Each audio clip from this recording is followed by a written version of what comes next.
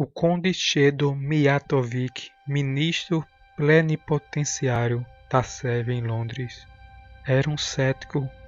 em relação aos fenômenos espirituais, até que conheceu, por intermédio de sua esposa, o médium inglês chamado Vango. Certa feita, por curiosidade, foi conhecer o tal médium, perguntando ao mesmo se poderia se comunicar com algum espírito em que ele estava pensando no momento. O médium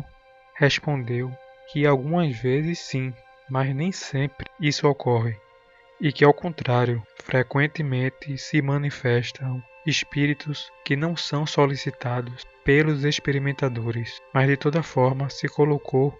à disposição do conde e pediu que o mesmo concentrasse o pensamento no espírito que ele desejava. Pouco tempo depois, o médium adormeceu e falou as seguintes palavras: "Está presente o espírito de um moço que parece em ânsias para lhe falar." O curioso é que o médium se expressou em uma língua estranha,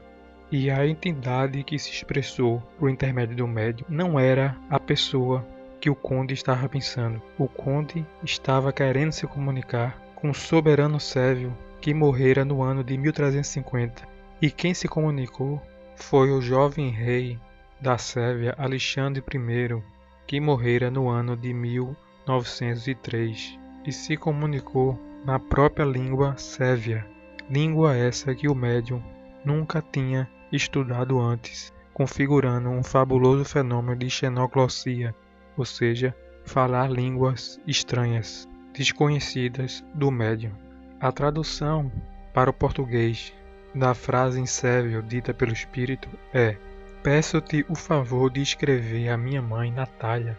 dizendo-lhe que imploro o seu perdão." E esse espírito deu outra prova da sua identificação, porque falou através do médium de que estava arrependido amargamente de não seguir o conselho do conde em relação a certo monumento que se ia erigir e as medidas políticas que a propósito devia tomar-se. O rei sérvio estava se referindo ao conselho confidencial dado pelo conde 2 anos antes do seu assassinato, conselho que ele na época julgara inapropriado. Havia um grande descontentamento com esse rei por ele ter se casado com uma antiga dama de companhia de sua mãe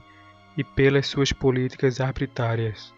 O que é interessante nesse caso é a grande evidência da imortalidade da alma pela comunicação numa língua estranha ao médium e pelas informações dadas que confirmaram a identificação do espírito desconhecida do médium.